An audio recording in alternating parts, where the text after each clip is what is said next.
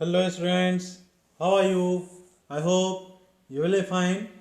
Dear students, I am Brijen Kumar Patel, PGT Chemistry. Welcome you all in my channel. So dear students, in today's session, we will discuss about the structure of atoms, and in a structure of atoms, we will see the rules for which by using these rules we can fill the electrons in orbitals. It means these are the rules for writing the electronic configuration of an atom. So see, in today's session there are three rules. First rule is above principle. Second rule, it's a Pauli's exclusion principle. And third rule is Hund's law of maximum multiplicity. So we'll see these three rules one by one. First rule, it is above principle. Aufbau, it's a German word which means building up. The building up of orbitals means the filling up of orbitals with electrons. Okay, yeah, what we'll do here? We'll here fill electrons in orbitals. So filling of electrons, it means building up. Okay, so according to this principle, in the ground state of the atom, the orbitals are filled in the order of their increasing energies. मतलब क्या है? मतलब ये है कि जो orbitals हैं वो ऑर्बिटल्स में इलेक्ट्रॉन हम कैसे फिल करेंगे. Electrons are filled in the increasing order of the orbitals. कि ऑर्बिटल की जो एनर्जी है उसको हम जब इंक्रीजिंग ऑर्डर में अरेंज कर देंगे तो फिर हमको इलेक्ट्रॉन को फिल करना है. तो सबसे पहले हम इलेक्ट्रॉन किस में फिल करेंगे? जिसकी एनर्जी कम है. द इलेक्ट्रॉन्स, इसका मतलब क्या है? In other words, electron first occupy the lowest energy orbital available to them and enter into high energy orbitals only after the low energy orbital is filled. Okay, मतलब क्या है सीधा सा कि यदि इलेक्ट्रॉन के पास more than one orbital available है तो उनमें से सबसे पहले इलेक्ट्रॉन किस में एंटर करेगा? उस ऑर्बिटल में एंटर करेगा जिसकी एनर्जी सबसे कम है. जब वो ऑर्बिटल पूरा भर जाएगा, फुलफिल हो जाएगा, उसके बाद फिर हम उससे हाई एनर्जी वाले ऑर्बिटल में इलेक्ट्रॉन फिलअप करेंगे. ठीक है. The order in which the energies of the orbitals increase and hence the order in which the orbitals are filled. तो देखो मतलब क्या है इसमें? सीधा है ये कि जो हमारे पास ऑर्बिटल्स हैं, इन ऑर्बिटल्स का इंक्रीजिंग ऑर्डर क्या है? ये इंक्रीजिंग ऑर्डर है. अब इस इंक्रीजिंग ऑर्डर को हमको याद करना है. So this one is quite complicated क्योंकि सीक्वेंस एक भी आगे पीछे होगा तो हमारा कन्फिग्रेशन गलत हो जाएगा. तो कैसे हम इन ऑर्बिटल्स को इंक्रीजिंग ऑर्डर में अरेंज करेंगे? तो उसके लिए दो तरीके हैं.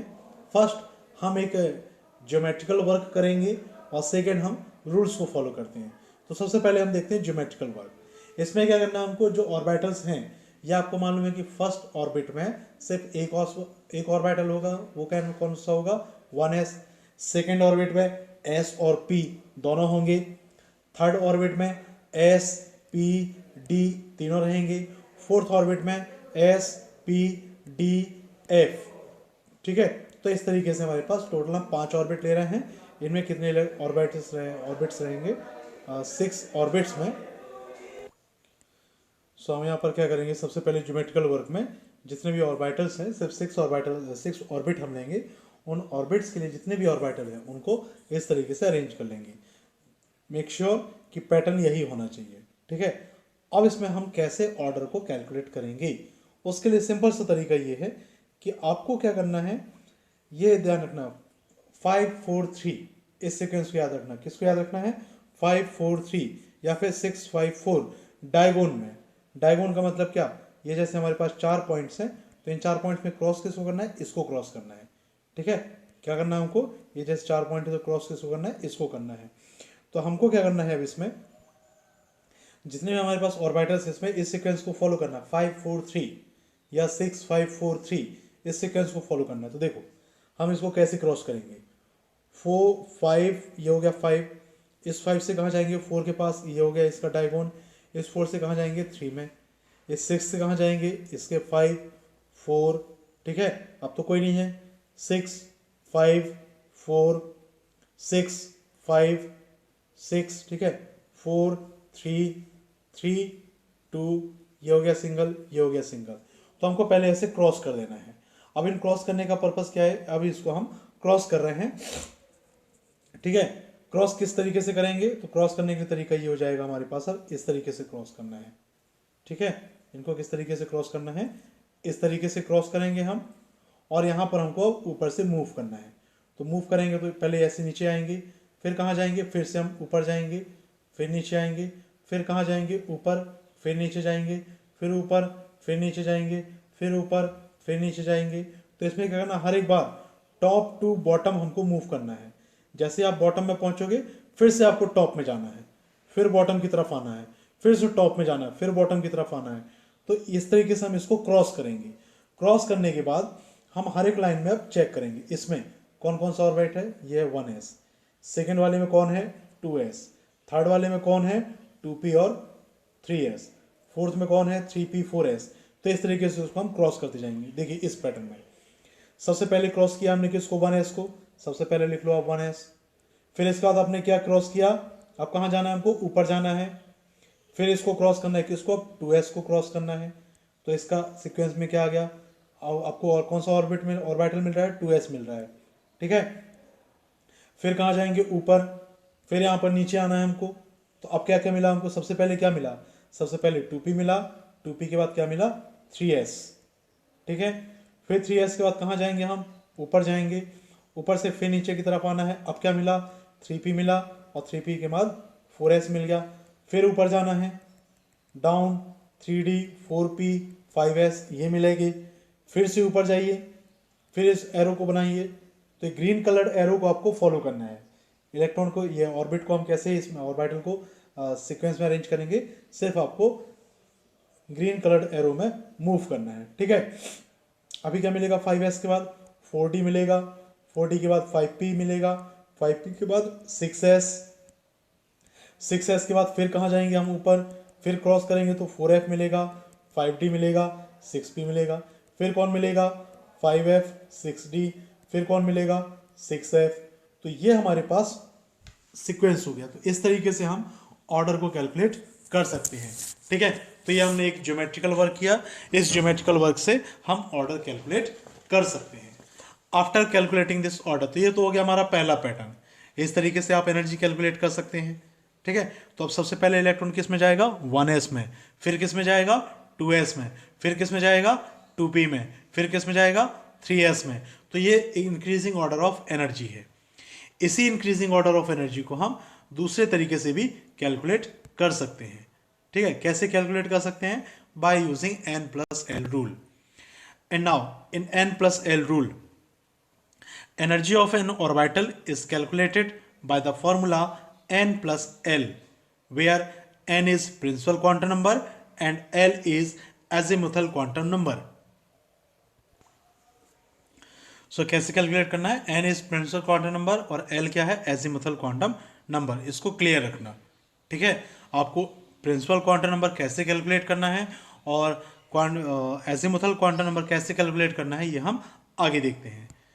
अभी देखना है, electrons will enter first in the orbital for which value of n+l is lowest. अब हम अलग अलग इलेक्ट्रॉन के लिए एनर्जी जब कैलकुलेट करेंगे, अलग अलग ऑर्बिटल के लिए एनर्जी कैलकुलेट करेंगे, तो उस एनर्जी में क्या देखना है, सबसे पहले जिसकी एनर्जी कम है उस ऑर्बिटल में इलेक्ट्रॉन जाएगा, फिर इलेक्ट्रॉन किस में जाएगा, जिसकी एनर्जी फिर उससे ज़्यादा है। तो इस तरीके से हमको क्या कंपेयर करना है, हमको कंपेयर करना है एनर्जी, ठीक है। देन यदि हमारे पास ऐसी पॉसिबिलिटी आती है for any two orbital if the n+l value is same, ठीक है। तो यदि हमारे पास मोर देन वन ऑर्बिटल भी ऐसे हो सकते हैं, तो यदि ऑर्बिटल्स की n+l की वैल्यू सेम है तो एनर्जी किसकी कम होगी, इलेक्ट्रॉन किस में एंटर करेगा। देखो एनर्जी तो सबकी सेम आ गई, अब इलेक्ट्रॉन किस में एंटर करेगा, जिसके लिए प्रिंसिपल क्वांटम नंबर स्मॉल होगा, ठीक है। तो यहाँ पर दो रूल याद रखना। पहला रूल क्या, n+l लोएस्ट होना चाहिए, n+l यदि इक्वल है तो n की वैल्यू लोएस्ट होना चाहिए, ठीक है, तब उसमें इलेक्ट्रॉन एंटर करेगा। एग्जाम्पल देखो 1s के लिए n+l की वैल्यू हम कैसे कैलकुलेट करेंगे। तो इसके लिए पहले आप इस चीज़ को याद रखना, n की वैल्यू कहाँ लिखा होगा, यहाँ फर्स्ट जो नंबर लिखा हुआ है वो है n की वैल्यू, किसकी वैल्यू, n की वैल्यू। और s की वैल्यू क्या होगी, तो एस क्या है, एक सब सेल है, तो सब सेल के लिए वैल्यू नोट कर लेना। ये जो एल की वैल्यू हम लिखने जा रहे हैं, S P D F, S के लिए होती है 0, पी के लिए होता है 1, डी के लिए होता है 2 और एफ के लिए होता है 3। तो पहले इस टेबल को आप नोट कर लेंगे। ये हमने क्वांटम नंबर्स में अच्छे से इसको समझ लिया है। तो हम n प्लस एल रूल को यदि यूज करें तो n की वैल्यू क्या कितनी हो जाएगी 1, और s की वैल्यू कितनी होगी 0। तो 1 प्लस 0 इक्वल टू 1। ये हो गई किसकी एनर्जी, ये एनर्जी हो गई 1s ऑर्बिटल की। देन 2s ऑर्बिटल, इसके लिए एनर्जी कितना होगा 2 प्लस 0 इक्वल टू 2। तो दोनों में से एनर्जी किसकी कम है, 1s की एनर्जी कम है, इसीलिए इलेक्ट्रॉन किस में एंटर करेगा, 1s में एंटर करेगा। उसके बाद किस में एंटर करेगा, 2s में। अब फिर से हम दो ऑर्बिटल लेते हैं जिनको कंपेयर करेंगे। पहला कंपेयर क्या कर रहे हैं हम, 2p और 3s को। 2p के लिए एनर्जी कितना हो जाएगा, तो प्रिंसिपल क्वांटम नंबर हो गया 2, और p के लिए l की वैल्यू क्या हो गई 1, तो आंसर कितना आ गया 3। 3s के लिए कितना होगा आंसर, 3 हो गया प्रिंसिपल क्वांटम नंबर, और एजीमुथल क्वांटम नंबर कितना हो गया 0। 3 प्लस 0 इक्वल टू 3। तो इन दोनों ऑर्बिटल के लिए आप देखो एनर्जी क्या हो रही है, सेम हो रही है। So in such cases where energy is same n plus L के अकॉर्डिंग, यदि एनर्जी सेम होती है तो इलेक्ट्रॉन किस में एंटर करेगा, जिसके लिए प्रिंसिपल क्वांटम नंबर ये छोटा होगा। तो प्रिंसिपल क्वांटम नंबर किसके लिए छोटा है, ये देखो इसमें है 2 और इसमें है 3, तो स्मॉल वाली कौन सा है, इसका। तो इलेक्ट्रॉन इसमें एंटर करेगा, उसके बाद इसमें एंटर करेगा। तो ये जो फर्स्ट एग्जांपल है ये किसको एक्सप्लेन कर रहा है, फर्स्ट रूल को एक्सप्लेन कर रहा है कि जिसकी एनर्जी कम होगी इलेक्ट्रॉन उसमें एंटर करेगा। फिर सेकेंड रूल के अकॉर्डिंग यदि एनर्जी सेम आती है तो इलेक्ट्रॉन किस में एंटर करेगा, जिसके लिए प्रिंसिपल क्वांटम नंबर स्मॉल होगा। ठीक है, चलिए अब इस चीज को हमको यूज करना है, इसी फॉर्मूले को हमको यूज करना है। एक और एग्जांपल लूंगा, 3D। 3D में एनर्जी किसकी कम है, 3 प्लस 2 इक्वल टू 5, और 4s में एनर्जी कितनी कम, एनर्जी कितनी है 4। तो दोनों में ऐसे इलेक्ट्रॉन किस में एंटर करेगा, 4s में एंटर करेगा। तो ये जो ग्रीन कलर से मैंने ऑर्बिटल को शो किया है ये क्या रिप्रेजेंट कर रहा है कि जब हम कंपेयर करेंगे तो इलेक्ट्रॉन किस में जाएगा, पहले 1s में जाएगा 2s के कंपेयर में। ठीक है, 2p और 3s में पहले किस में जाएगा, 2p में। 3d और 4s में पहले किस में जाएगा, 4s में।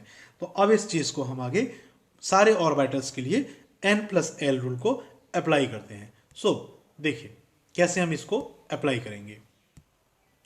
Orbital n plus L, 1s के लिए कितना हो जाएगा 1 प्लस 0, 2s के लिए कितना हो जाएगा 2 प्लस 0। तो ये देखो इसमें हम कर क्या रहे हैं, n की वैल्यू कहाँ से हम नोट कर रहे हैं, n की वैल्यू नोट कर रहे हैं फर्स्ट नंबर से, और l की वैल्यू कहाँ से नोट कर रहे हैं, l की वैल्यू आपको हमने अभी क्लियर किया हुआ था। s के लिए l की वैल्यू कितना है 0, p के लिए कितना है 1, d के लिए कितना है 2 और f के लिए कितना है 3। तो इन्हीं को हमको यूज करते जाना है। ठीक है, c 3p के लिए ये हो गया, और 3d के लिए देखो 3 प्लस 2, d का वैल्यू कितना है 2, 5 हो गया। फिर 3d के बाद 4s, 4p, 4d, 4f, 5s, 5p, 5d, 5f, 6p, 6s, 6p, 6d, 6f। तो 6f के लिए हमने ये एनर्जी कैलकुलेट कर लिया। अब ये कैलकुलेट करें तो पैटर्न क्लियर हो गया ना। पैटर्न क्या करना है, सबसे पहले हमको n को कैलकुलेट करना है और उसके बाद l को। n की वैल्यू कहाँ से दिखेगी हमको, यहाँ से दिखी n की वैल्यू, और l की वैल्यू कहाँ से मिलेगा, इस ऑर्बिटल के लिए यहाँ पर आना है s p d f। ये देखो p के लिए वैल्यू कितना लिखा हमने 1, d के लिए कितना लिखा हमने 2, f के लिए कितना लिखा हमने 3। तो इस चीज को आपको पॉइंट आउट कर लेना है। ठीक है,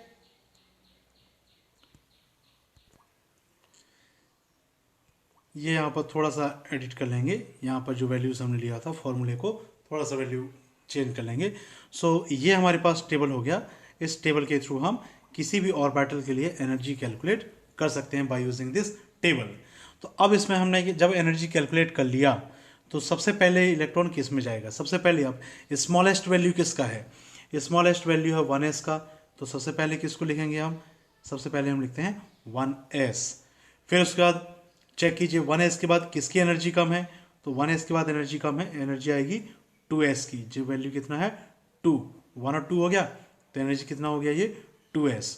2s के बाद फिर अब देखिए 3 and 3।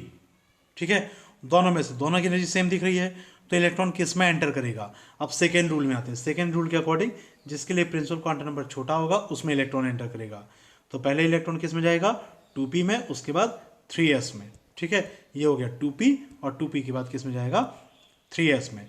आफ्टर 3s, अब देखो ये यहाँ पर एनर्जी कितना मिला, ये 4, ये 4, दोनों कंपेयर करो तो वैल्यू तो सेम है, तो इलेक्ट्रॉन किस में एंटर करेगा, जिसके लिए प्रिंसिपल क्वांटम नंबर छोटा है। तो 3p में पहले जाएगा, उसके बाद जाएगा 4s में। ये हो गया 3p, और 3p के बाद किस में जाएगा, 4s में।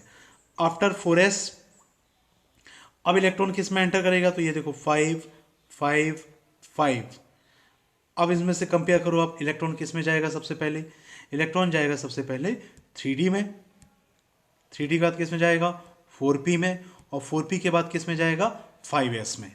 ठीक है, नेक्स्ट जब ये 5s में हमने देख लिया, अब किसको कंपेयर करना है हमको, 5 तो हो गया, अब देखना है 6। सो 1 2 3, 3 वैल्यूज हमारे पास। ठीक है, इनको कंपेयर करना, तो इन 3 वैल्यूज को जब वो कंपेयर करेंगे तो इसमें पहले इलेक्ट्रॉन किस में जाएगा, 4d में, फिर 5p में, और 5p के बाद किस में जाएगा, 6s में।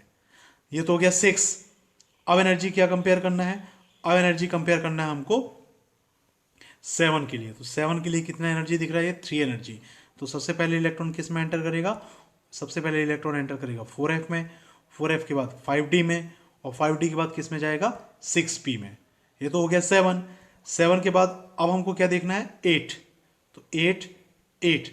अब इलेक्ट्रॉन किस में जाएगा, इलेक्ट्रॉन जाएगा 5f में, और 5f के बाद किस में जाएगा, 6d में। 6d के बाद जब 8 हो गया ना, तो अब क्या बचा, लास्ट 9। तो इलेक्ट्रॉन किस में एंटर करेगा, इलेक्ट्रॉन एंटर करेगा 6f में। तो इस तरीके से हम एनर्जी के ऑर्डर को इंक्रीज करेंगे, ऑर्बिटल को अरेंज करेंगे। आफ्टर अरेंजिंग ऑर्बिटल्स अब हम इलेक्ट्रॉन इसमें फिल कर सकते हैं। तो अब जब ये आप ऑर्डर कैलकुलेट कर लिए, तो इस ऑर्डर से हम क्या निकालेंगे, सबसे पहले इलेक्ट्रॉन 1s में जाएगा, फिर 2p, इस तरीके से एक एक करके इसमें इलेक्ट्रॉन फिलअप करते जाना है। ठीक है, जब तक, और एक चीज और, 1s में कितने इलेक्ट्रॉन आ सकते हैं, मैक्सिमम 2। तो जब 1s फुल फिल हो जाएगा तभी इलेक्ट्रॉन किस में जाएगा, 2s में। जब 2s फुल हो जाएगा अब किस में जाएगा, 2p में। जब 2p फुल हो जाएगा इसमें जाएगा 3s में। तो इसको हमको क्या करना है, हमको एक एक करके नेक्स्ट ऑर्बिटल में इलेक्ट्रॉन तब तक नहीं जाएगा जब तक कि उसका पहले वाला ऑर्बिटल फुलफिल ना हो जाए। ठीक है, तो ऑर्बिटल जब आप फुलफिल कर देंगे तभी उसमें इलेक्ट्रॉन एंटर करेगा। तो ये तो हो गया हमारा अफबाउ प्रिंसिपल। अफबाउ प्रिंसिपल के बाद अब हम देखते हैं Pauli's exclusion principle. So this principle was given by the Austrian scientist. ठीक है, और साइंटिस्ट का नाम क्या है, Wolfgang Pauli. According to this principle, no any electron in an atom can have the same set of 4 quantum numbers. Calculation of quantum number ये हमने पहले ही इसको लर्न कर लिया है। तो क्वांटम नंबर से हमको देखना है कोई भी 2 इलेक्ट्रॉन के लिए all 4 quantum numbers may not be same. ठीक है, बिल्कुल भी सेम नहीं होंगी, कोई ना कोई क्वांटम नंबर डिफरेंट होगी ही होगी। इसी पाउलीज एक्सक्लूजन प्रिंसिपल को हम दूसरे तरीके से डिफाइन कर सकते हैं, और ये स्टेटमेंट क्या होगा, only 2 electrons may exist in the same orbital and these electrons must have opposite spin. तो इसका मतलब ये है कि एक ऑर्बिटल में कितने इलेक्ट्रॉन आ सकते हैं, मैक्सिमम 2 इलेक्ट्रॉन्स आ सकते हैं एक ऑर्बिटल में, और ये दोनों इलेक्ट्रॉन की स्पिन क्या होनी चाहिए, जस्ट अपोजिट। तो यहाँ पर रेस्ट्रिक्शन क्या है, रेस्ट्रिक्शन है only 2 electrons may exist and these electron must have opposite spin। यही है एक्सक्लूजन। एक्सक्लूजन मतलब क्या, यहाँ पर रेस्ट्रिक्शन है। रेस्ट्रिक्शन क्या, 2 से ज़्यादा इलेक्ट्रॉन नहीं हो सकते और इलेक्ट्रॉन की स्पिन सेम नहीं हो सकती, उनकी स्पिन अपोजिट होनी चाहिए। इसको हम एग्जांपल के थ्रू देखते हैं। हम बात करते हैं 1s ऑर्बिटल की। ठीक है, तो आपको मालूम है 1s ऑर्बिटल में कितने इलेक्ट्रॉन आ सकते हैं, 2 इलेक्ट्रॉन। तो ये हमने इसमें 2 इलेक्ट्रॉन फिलअप कर दिया। अब इन 2 इलेक्ट्रॉन को हम 2 तरीके से फिलअप कर सकते हैं। पहला तरीका, दोनों की स्पिन मतलब इनका जो ओरिएंटेशन है, एरो, अब देखो दोनों एरो कैसे अपवर्ड हैं। ठीक है, तो ये दोनों इलेक्ट्रॉन कहाँ हो सकते हैं, या तो दोनों अपवर्ड हो सकते हैं या फिर एक अपवर्ड होगा और एक डाउनवर्ड होगा। तो हम दोनों कंडीशन देखते हैं। सबसे पहले अपवर्ड कंडीशन है, फर्स्ट इलेक्ट्रॉन का नाम होगा 1s1 और सेकेंड इलेक्ट्रॉन का नाम क्या है, 1s2। ठीक है, तो हम पहले 1s के लिए क्वांटम नंबर कैलकुलेट करते हैं। क्वांटम नंबर कितना हो जाएगा, n का वैल्यू 1 हो जाएगा, l का वैल्यू 0, m का वैल्यू 0 और s का वैल्यू +½ ये हो गया किसके लिए, 1s1 के लिए, फर्स्ट इलेक्ट्रॉन के लिए। और सेकेंड इलेक्ट्रॉन के लिए प्रिंसिपल क्वांटम नंबर्स की वैल्यू कितनी हो जाएगा। तो अब देखो दोनों को कंपेयर करो, दोनों इलेक्ट्रॉन के लिए जो हमारे पास क्वांटम नंबर्स हैं, so all 4 quantum numbers are same, but Pauli exclusion principle के अकॉर्डिंग क्या है, दोनों इलेक्ट्रॉन के लिए चारों इलेक्ट्रॉन की चार जो हमारे पास क्वांटम नंबर्स हैं इनकी वैल्यू सेम नहीं हो सकती है। तो ये हो गया इसमें, इसका मतलब ये जो पैटर्न है ये पैटर्न गलत है। कौन सा पैटर्न, ये वाला पैटर्न गलत है। तो सही पैटर्न कौन सा होगा, सही पैटर्न देखो, दूसरा पॉसिबिलिटी हम क्या ले रहे थे कि जो 1s में है 2 इलेक्ट्रॉन है, दोनों में से एक की स्पिन अपवर्ड होगी और एक की डाउनवर्ड होगी। तो देखो फिर से पहले इलेक्ट्रॉन का नाम क्या होगा 1s1 और दूसरे इलेक्ट्रॉन का नाम 1s2।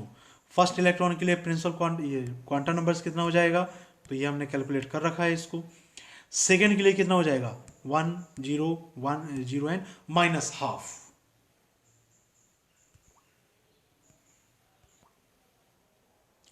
तो अब देखिए इसमें हमारे पास ये जो हमारे पास दो पैटर्न है कि एक ऑर्बिटल में 2 इलेक्ट्रॉन आ सकते हैं। चलो ये पहला स्टेटमेंट हम तो हमने कंप्लीट कर लिया। कौन सा स्टेटमेंट, ये वाला, ओनली 2 इलेक्ट्रॉन में exist in the same orbital but these electron must have opposite spin. तो ये वाला पैटर्न सही होगा, ये वाला पैटर्न सही नहीं होगा।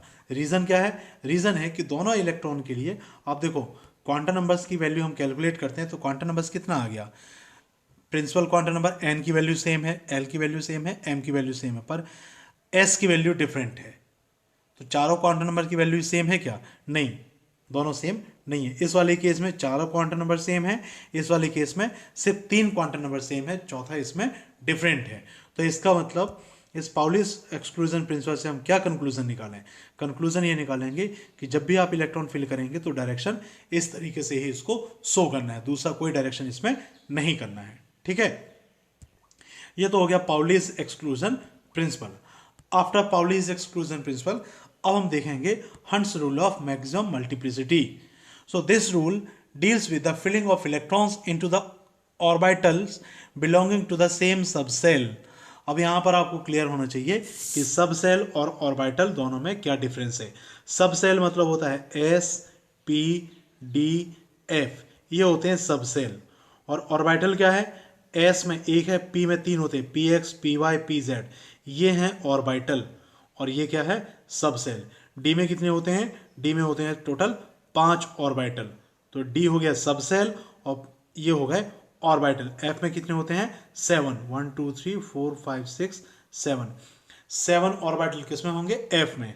तो इस रूल के अकॉर्डिंग यदि हम s में इलेक्ट्रॉन फिलअप करना चाहते हैं तो इसमें तो एक ही है, पर p ऑर्बिटल सब सेल के पास 3 ऑर्बिटल हैं, तो इन 3 ऑर्बिटल में इलेक्ट्रॉन को कैसे फिलअप करेंगे, इस रूल को हम एक्सप्लेन करेंगे हंट्स रूल से। देखो इसको कैसे समझना है कि अकॉर्डिंग टू दिस रूल ये जो ऑर्बिटल है जिनकी एनर्जी सेम है, ये जो ऑर्बिटल हैं वो सेम सब सेल से बिलोंग कर रहे हैं, उन ऑर्बिटल्स में पहले एक एक इलेक्ट्रॉन फिलअप करेंगे और उसके बाद उनकी पेयरिंग करेंगे।